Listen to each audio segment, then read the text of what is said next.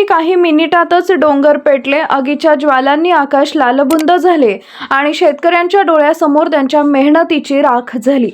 मान तालुक्यातील पुकळेवाडी, विरळी आणि चिल्लारवाडी परिसरात घडलेली ही घटना संपूर्ण परिसर हादरवून टाकणारी ठरली आहे। मान तालुक्याच्या दक्षिण भागातील या डोंगर परिसरात सायंकाळी सुमारे 5:30 वाजण्याच्या सुमारास भीषण आग लागली। या आगीत सुमारे 2000 एकर परिसरातील वनसंपदा, झाडे आणि शेतकऱ्यांची पिकं जळून खाक झाली आहेत। स्थानिक ग्रामस्थांच्या म्हणण्यानुसार पवनचक्कीच्या विद्युत वाहिन्यांमधील स्पार्किंगमुळे ही आग लागली असावी। डोंगराच्या दरीत शॉर्ट सर्किट होऊन गवताला आग लागली आणि जोरदार वाऱ्यामुळे ती काही क्षणातच दोन्ही डोंगरांवर पसरली। आगीची माहिती मिळताच नागरिकांनी वन विभागाला कळवले, मात्र वन विभाग घटनास्थळी पोहोचेपर्यंत आगीने विक्राळ रूप धारण केले होते।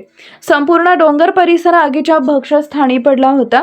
या आगीत अनेक शेतकऱ्यांची उभे पिकं जळून खाक झाली। गवताच्या गंजी, कडबा, जनावरांचा चारा तसेच लाकडी गोटे आणि झोपड्यांचं मोठं नुकसान झालंय।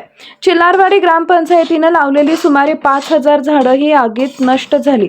रविवारी सुरू झालेली ही आग सोमवारी दिवसभर धुमसत राहिली। स्थानिक युवक आणि ग्रामस्थांनी आग विझवण्यासाठी मोठ्या प्रमाणावर प्रयत्न केले, मात्र त्यांना यश आलं नाही। दरम्यान वन विभागाने काही दिवसांपूर्वी पवनचक्की प्रकल्पांना जाळपट्टी तयार करण्याबाबत सूचना दिल्या होत्या, मात्र या सूचनांकडे दुर्लक्ष करण्यात आल्याचा आरोप ग्रामस्थांनी केलाय। या भीषण आगीत कोट्यावधी रुपयांचं नुकसान झाल्याचा अंदाज व्यक्त करण्यात येतोय।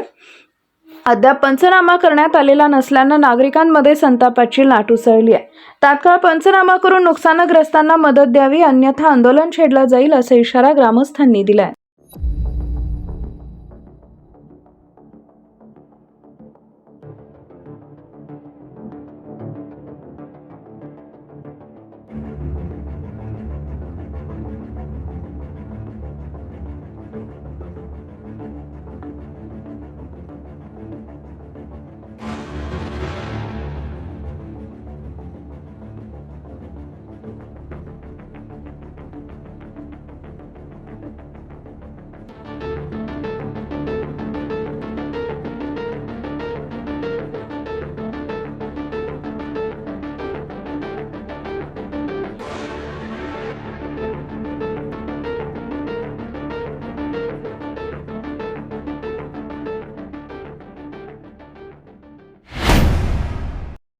न्यूज साठी संदीप जठार, गोंदवले।